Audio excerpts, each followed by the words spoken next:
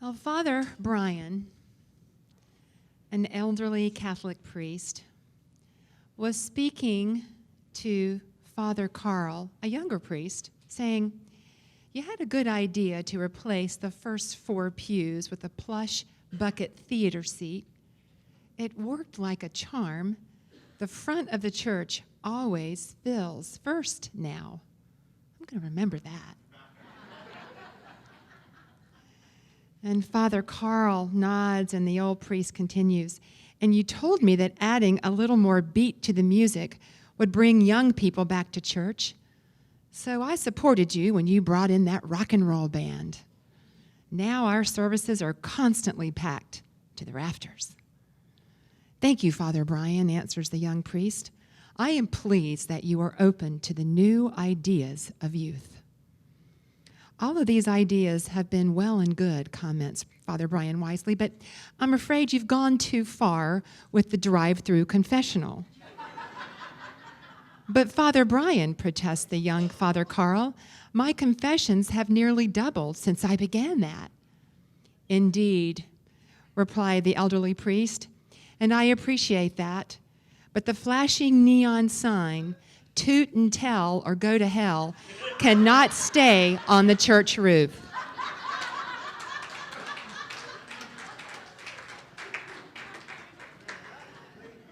Don't worry, that's not going to go on our roof.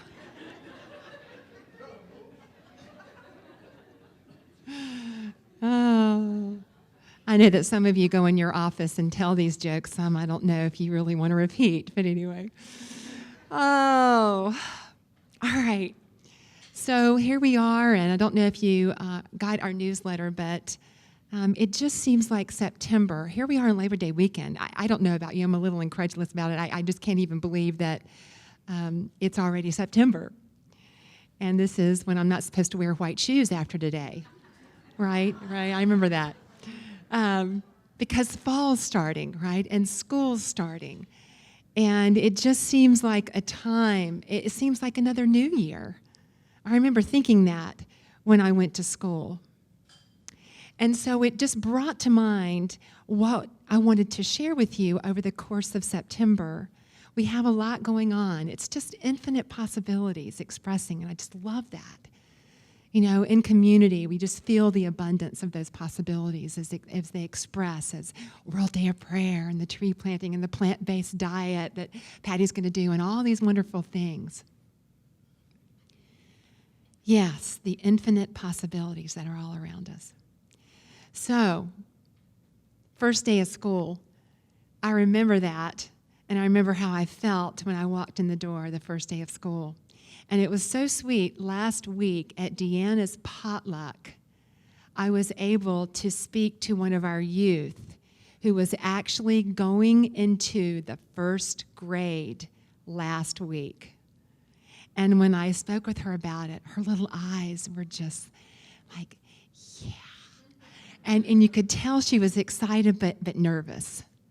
And what was so fun was that I was able to actually see her again in the middle of the week. Her mom brought her by, and I was able to ask her, "How's it going?" And she said, "Oh, it's good." And of course, she had to tell me all about her teacher and what he looked like, and he had hair on his face, and and all that, and what it was like for her, and she just seemed so excited that it was a new adventure that she was embarking upon, filled with possibilities. And I thought, I want that 6-year-old, I want that in this 56-year-old. I want that. I want to be able to see life and everything that comes across my path as an adventure of infinite possibilities. Because what happens, I don't know about you, but I don't always see everything that's in front of me like that anymore. I know, and we're shaking our head. I know. What happens as adults? What happens to those lens that we used to see through of infinite possibility and joy, joy, joy? Oh boy, we get to. It seems that as we get older and we have more responsibilities, that we kind of shift our lens to see life through, well, I gotta, and I should, and I need to, and duty and obligation that seem heavy and burdensome versus the lightness of possibility. So today, I just wanted to bring just a simple message to you today about our choices. You know, we always have choices about how we respond in life. Sometimes I can remember hearing some folks in my coaching practice and through the years that went, wow, I have choice about this? Because that's another thing that sometimes I think we box ourselves in with our responsibilities and think, I really don't have a choice. I have to do this, and I have to do it a certain way, like the boss says, or I have to live, die, pay taxes, that kind of thing. So there's a story that I came upon that I wanted to share with you this morning that reflects choices. So here is the story. Imagine a man walking down a city street when a flower pot falls from the windowsill of someone's home that crashes at his feet, barely missing him.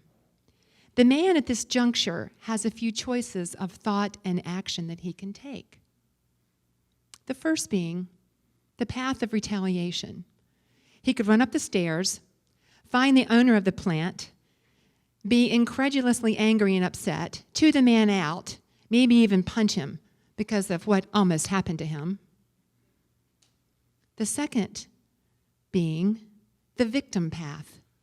The man could view the experience as confirmation that life is scary and dangerous and that at any turn, life can hurt him. Then he might go home and isolate himself from the outside world or wear a hard hat for the rest of his life, fearfully waiting for the next pot to fall.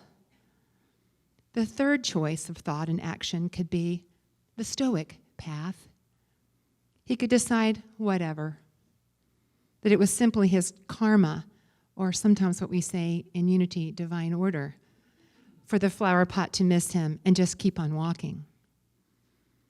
The fourth choice could be the high road. He could go to the flower shop on the corner, buy another potted plant, knock on the door of the owner of the plant that fell, and say to him something like, "You might not know that you lost your plant. I thought you might like a replacement.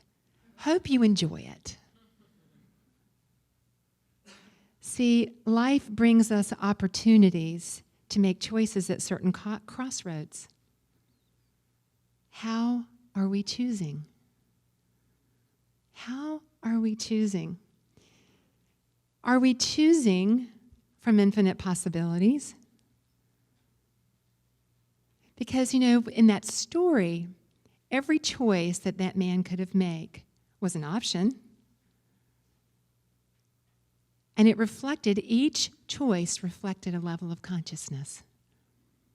See, our choices reflect our consciousness. And remember, our consciousness is the sum total of what we think and what we feel and what we believe, our ideas, our attitudes, right? So every choice that we make reflects our consciousness. And are we choosing what's normal or what's natural? Are we choosing what's normal or what's natural? Because unfortunately, sometimes in our world, what would be the normal response to that situation would be to walk on by, to maybe feel victimized by it or to want to retaliate, versus what's natural. Folks, what's natural is for us to be loving. That's what's natural. What's natural is for us to respond from our divine nature, from knowing the truth of the world, regardless of how it might show up sometimes in our experience, is that the nature of the world is infinite abundance. Because I think sometimes what's normal is that we go, I'm really busy, I don't have time to get involved, I'm just going to keep going because this will take too much time, and I've got an appointment, and I've got to do this and that. and it might cost money. But what's natural is for us to choose from love, to choose from possibility, and to choose, you know those choice points when there's something pulling at you. And I found a Bible verse that I really love that speaks to that. It says from Isaiah 30, verse 21, "And your ears shall hear a word behind you saying, 'This is the way. Walk in it,' when you turn to the right or when you turn to the left." Behind every thought, behind every situation, your wisdom is there. And what is ours to do is to pause and to check in and to ask, what is the highest choice I could make in this situation? What is the high road that I can choose right here and right now, and to know that you would be supported in it? But sometimes what that takes from us is letting go of what we've always done, right? Letting go of any limiting thoughts and instead choosing possibility. And there's one more story that I have a feeling you've heard, but I invite you to hear it through the lens of choosing the high road. A senior monk and a junior monk were traveling together. At one point, they came to a river with a strong current. As the monks were preparing to cross the river, they saw a very young and beautiful woman also attempting to cross. The young woman asked if they could help her.